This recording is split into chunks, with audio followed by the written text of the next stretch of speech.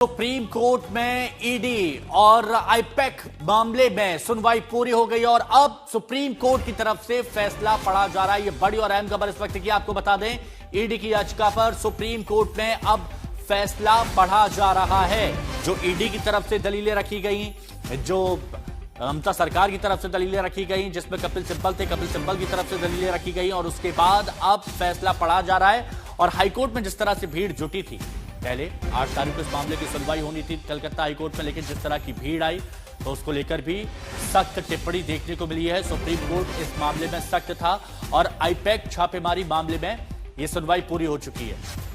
देखिए, आपको याद होगा कि मामला बेहद गंभीर,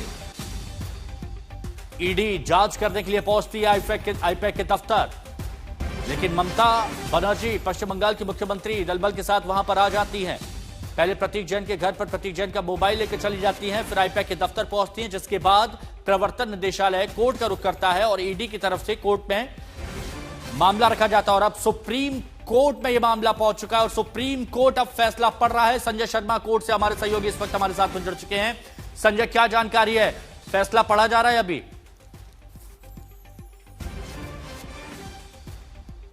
दोबारा जुड़ेंगे हमारे सहयोगी संजय शर्मा से, जो कि कोर्ट के बाहर से हमारे साथ इस वक्त मौजूद हैं। और क्या फैसला पढ़ा जा रहा है, ये जल्द से जल्द आप तक पहुंचाया जाएगा। आईपैक छापेमारी मामले में सुनवाई पूरी हो चुकी है।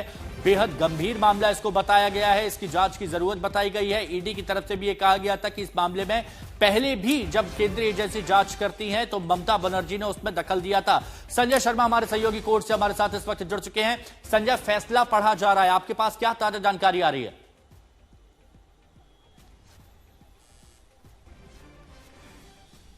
सुन पा रहे संजय आप?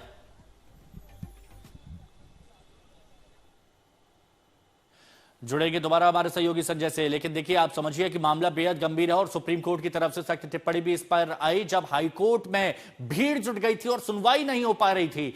एक तरफ ईडी कह रही है कि अधिकारों की रक्षा के लिए हम कोर्ट में आए हैं, ये ईडी की तरफ से भी कहा गया। सीसीटीवी फुटेज सुरक्षित रखा जाए, ये सुप्रीम कोर्ट की तरफ से भी कहा गया है, क्योंकि बहुत अहम हो जाता है। ईडी की अर्जी पर फैसला सुप्रीम कोर्ट इस वक्त सुन रहा है। 2020 से केस की जांच ईडी की तरफ से की जा रही है और ईडी ने बताया कि 2020 से जब हम ट्रेस कर रहे थे इस मामले को तो हमें पता पड़ता है कि मनी लॉन्ड्रिंग के जरिए कई करोड़ों रुपए का लेन देन हुआ है। फिर उसका संबंध आईपैक से जुड़ता है, फिर आईपैक पर वो जांच करते हैं और इसी दौरान ममता बनर्जी वहां पर आ जाती है और फिर दबाव बनाया जाता है पुलिस की तरफ से उन पर।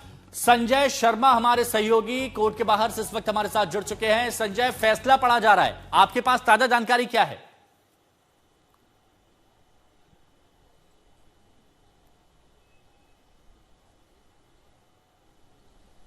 संजय, आप सुन पा रहे हैं?